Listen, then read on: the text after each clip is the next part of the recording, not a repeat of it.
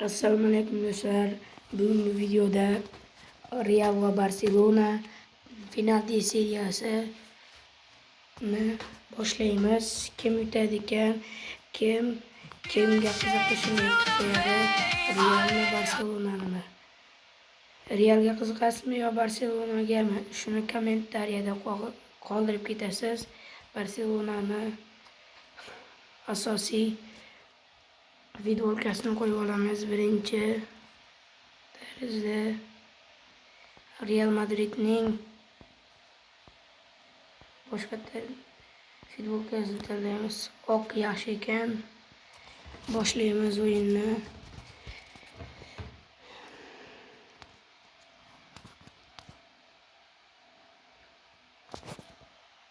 Birinchi bo'lib Rafinha Kurtuvaga qarshi gol soladimi? Gol soldi. Bellingham Jon Garsiyaga qarshi gol sololmadi. Ustunga tegizib qo'ydi. Lamin Yamal o'ng oyoq emas, chap oyoq edi. O'ng oyoqda tepkizib qo'ydi. Kurtuvaga qarshi tepdi. Gol soldi Lamin Yamal. Mbappe top yonida Jon Garsiyaga qarshi gol sololmadi.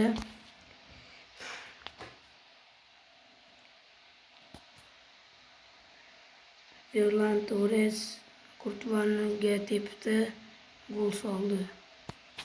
Agar hozir Real Madrid yana sola olmasa, agar o'yin tugaydi.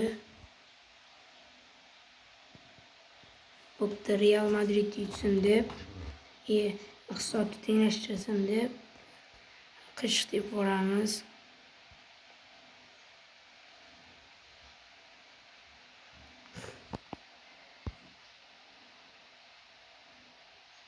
Vinicius gol soldi Jon Garsiyaga.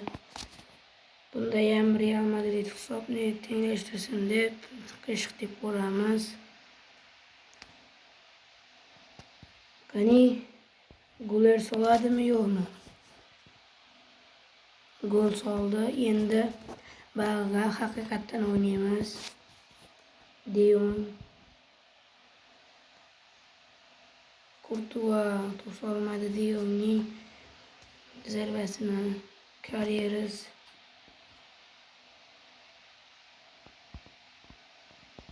hozir bilgan bo'lsangiz, Real Madridga ko'p yangi futbolchilar kelyapti. Olise, masalan, Kanate, Dumfries. Barsaga Alvarez kelyapti. Gordon kelyapti. Holand bilan keyin ham 2027-yil, 2028-yil o'tishi mumkin. Bunda 5-turga Real Madrid yutib qo'ydi. Shu joyda tugatamiz videoni.